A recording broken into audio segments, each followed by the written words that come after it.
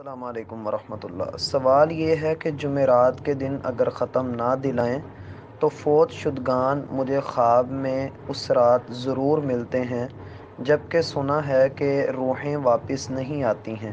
وضاحت فرما دیں کہ کیا وجہ ہے۔ بسم اللہ الرحمن الرحیم۔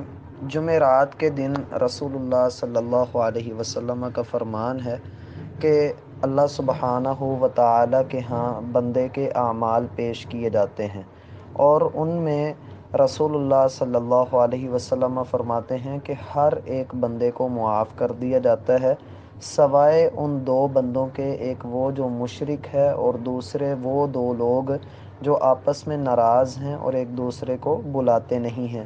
ان کے متعلق کہا جاتا ہے کہ دعہما، ان دونوں کو چھوڑ دیجئے یہاں تک کہ یہ دونوں ایک دوسرے سے صلح کر لیں۔ دوسری بات یہ مد نظر رکھیے کہ رسول اللہ صلی اللہ علیہ وسلم کا فرمان ہے کہ جمعرات اور سوموار کے دن چونکہ یہ اعمال پیش کیے جاتے ہیں، لہٰذا میں محمد صلی اللہ علیہ وسلم اس بات کو پسند کرتا ہوں کہ اللہ رب العزت کے ہاں جب میرا اعمال نامہ پیش ہو تو میں روزے کی حالت سے ہوں۔ لہٰذا جمعرات کی بہت زیادہ اہمیت ہے۔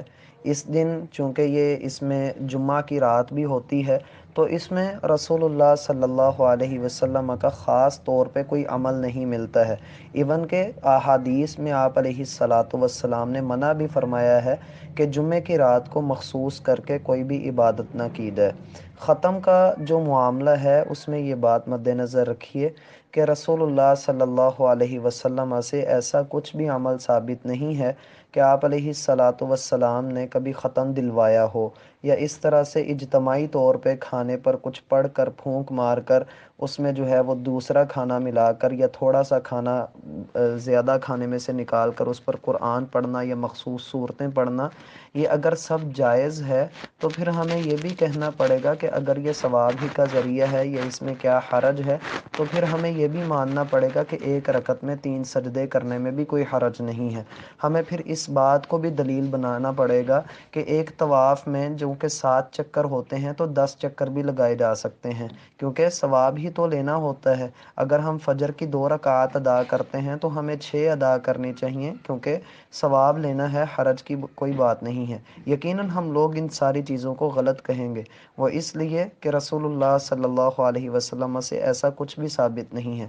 تو پھر جمعرات کے دن ختم دلوانا بھی اللہ کے رسول صلی اللہ علیہ وسلم سے ثابت نہیں ہے، اور نہ ہی روحوں کے آنے کا کوئی عقیدہ ہے۔ وہ جس بہن کو خواب میں روحیں نظر آتی ہیں، وہ اصل میں تصورات ایسے بن چکے ہیں۔ صحیح مسلم کی روایت ہے کہ خواب 3 طرح کے ہوتے ہیں، ان میں سے ایک ایسے خواب بھی ہوتے ہیں جو انسان کے خیالات اور تصورات ہی خواب بن کر کے اس کے سامنے آ جاتے ہیں۔ جب انسان ایک ہی چیز کو مسلسل سوچتا ہے تو سوتے ہوئے بھی وہی چیز اس کی آنکھوں کے سامنے آئی ہوئی ہوتی ہے۔ تو پہلی بات تو یہ مد نظر رکھ لیجئے کہ ختم دلوانا جو ہے وہ بالخصوص اس طرح سے کر کے یہ مناسب عمل نہیں ہے، کیونکہ اللہ کے رسول صلی اللہ علیہ وسلم سے ایسا کچھ بھی ثابت نہیں ہے۔ اور عبادات کے معاملے میں فقہ کا یہ اصول ہے کہ تمام چیزیں حرام ہوتی ہیں جب تک ان کے حلال ہونے کی دلیل نہ مل جائے۔ ایک شخص ہے وہ کہتا ہے کہ ایک رکعت میں 2 سجدے ہیں، ہم ان کو تب تک حرام ہی سمجھیں گے جب تک ان پر کوئی دلیل نہ مل جائے۔ جب ہمیں اس پر دلیل ملتی ہے تو ہم کہتے ہیں ہاں یہ حلال ہے۔